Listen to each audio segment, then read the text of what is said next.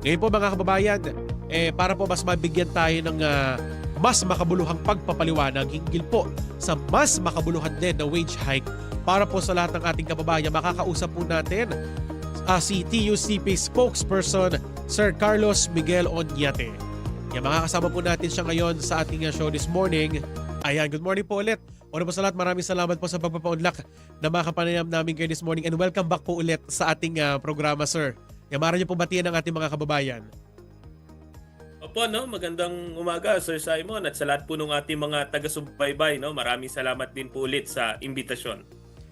Opo, sir, kasalukuyan natin tatalakayin o tatalakayin natin this morning yung pong panawagan para sa mas makabuluhang wage hike po. Ano para po sa ating mga kababayan. Sir, maaari niyo po bang ibahagi, of course, bilang isa sa mga kinatawan ng sektor ng mga paggawa dito sa ating bansa, kung bakit hindi po sapat o sasapat ang kasalukuyang minimum wage sa kasalukuyan nating sitwasyon?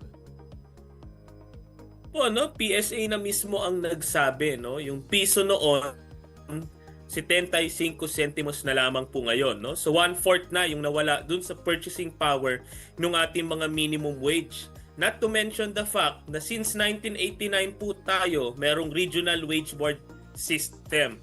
Ang nagluwal po nito, no, ang naluwal po nitong resulta ay meron po tayong Bangsamoro na pinakamababang minimum wage nasa 411 pesos lamang, pinakamataas 695 pesos. Lubusang napakalalayo na po ng mga minimum wage sa Luzon, Visayas at Mindanao. At kahit pinakamalaki pa yung sa NCR na 695, wala pa rin yun, no? Halos kalahati lamang yun ng tinatawag nating living wage, no? Ang nasa likod kasing motibasyon nito ay merong economic thinking before na kung masyadong mataas ang sweldong ibibigay natin sa ating mga kababayan ay hindi masyado papasok ang investors. Ngunit nakita naman natin ang resulta, no? Nananatiling mababa pa rin yung sweldo doon sa mga rehiyon, palayo ng palayo sa Metro Manila, at yung investors hindi pa rin pumapasok doon sa mga lugar kung saan mababa ang minimum wage. Ang reality kasi, actually, pumupasok ang investor dahil sa dekalidad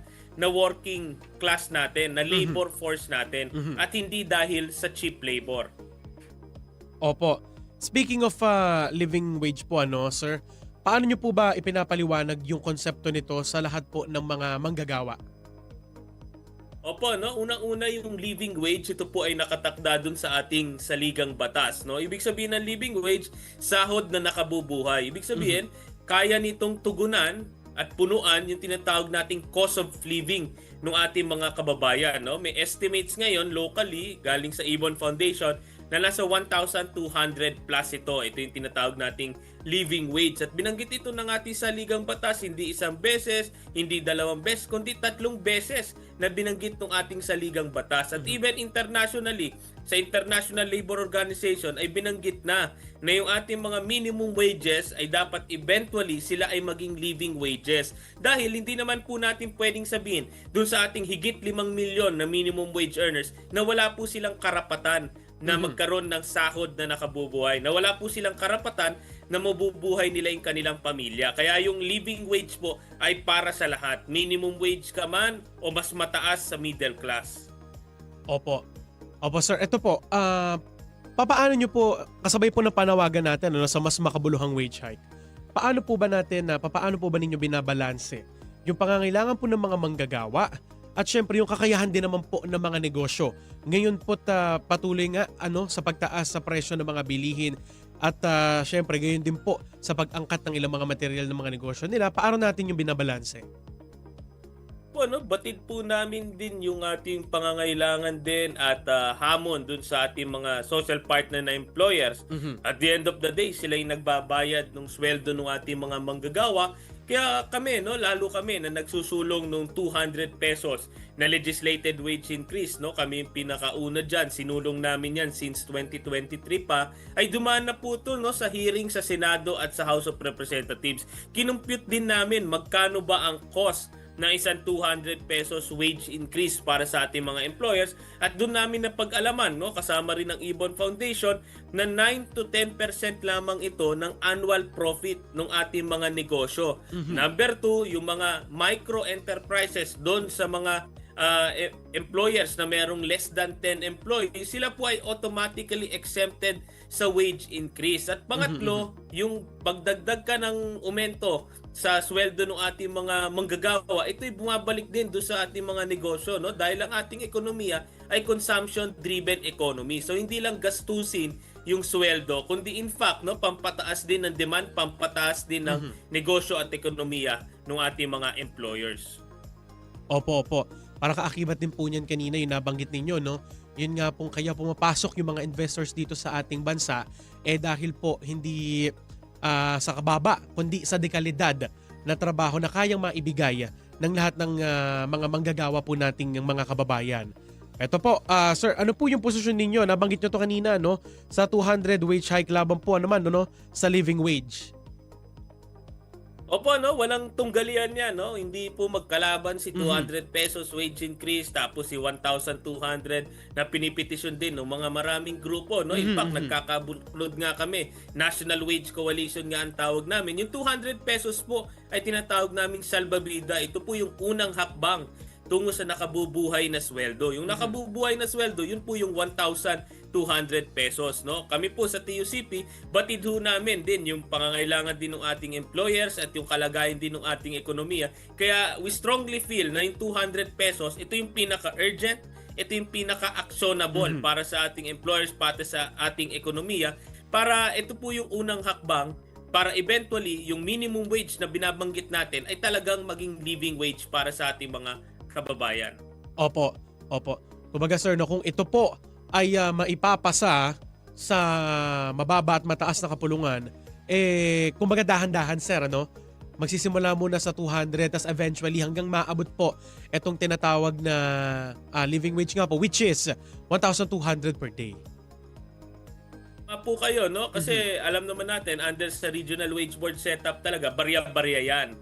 So once na makapagpasa ang Senado at Kongreso ng 200 pesos, ito po ay wake-up call, ito po ay hudyat na kaya naman palang magbigay na makabuluhang aumento. At eventually, kagaya ng binanggit nyo, ito po ay mapapalapit na natin na tinatawag nating roadmap to living wage na kinocompute nga ngayon sa 1,200 pesos. Opo. Ito nga po, isa nga po sa mga batid natin, of course, ay maipasa ito. Of course, kaakibat yung ating panawagan. Gaano po ba kahalaga, sir, yung pagkakaroon ng social dialogue naman hinggil po sa usaping ito? Basta naman labor relations, industrial peace, talagang napakahalaga po ng social dialogue. Tawag nga natin dyan, no, tripartism. Gobyerno, employer at manggagawa. Ngunit, no, binibigyan din ho namin, kailangan po sincere at genuine ito pong dialogo at konsultasyon. Hindi po basta pwedeng nag-usap lang po tayo, no? Kailangan talaga pong ibigyan ng halaga, bigyan ng bigat yung ating mga boses ng ating mga magagawa. Kasi sa kasalukuyang setup, halimbawa sa Regional Wage Board, may social dialogue ka nga dyan, may tripartism ka, pero kung lagi namang ginigipit ang manggagawa ng gobyerno at employers, wala po tayong pupuntahan dahil dapat po may isa tayong konteksto. Ang konteksto natin, dapat yung ating minimum wage ay eventually maging living wage. Yan po ang hindi dapat natin magbulag-bulagan, hindi magbingi-bingian yung ating gobyerno at yung ating mga employers. So far as of now po, sir, kumusta naman po yung inyong pakikipagdialogo sa ating pong nabanggit nyo kanina yung tripartism? Kailangan po dito yung mainam na ugnayan ng employer o ng negosyo, ng gobyerno, gayon din po ng mga manggagawa. Kumusta naman po yung kasalukuyan?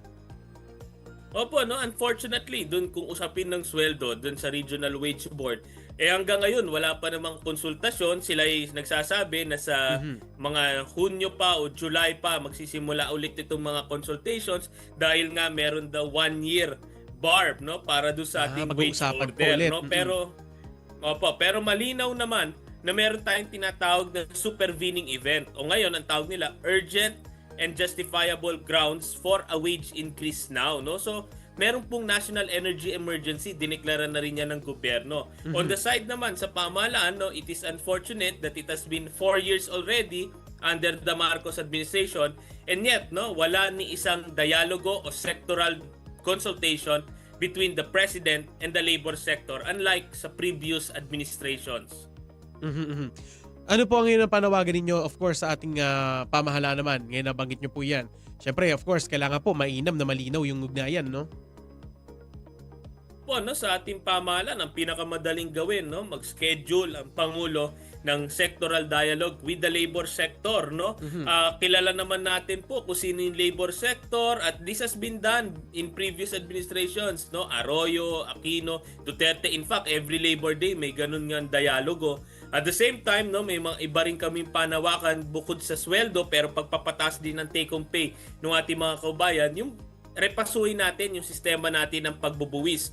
May buwis na sa sahod, may buwis pa sa gastos. Kami nananawagan, TUCP, natanggalin nga yung 12% VAT sa kuryente, gayon din para buwasan yung binabayad na income tax ng ating middle class. Dahil sila po ay, unfortunately, sila yung na-sandwich, sila po yung grabing naipit dito sa krisis na ito nang wala pong natatanggap na any suporta o tulong mula sa gobyerno. Ito na lamang po bilang pagbabakas sa ating interview this morning, Sir Carlos.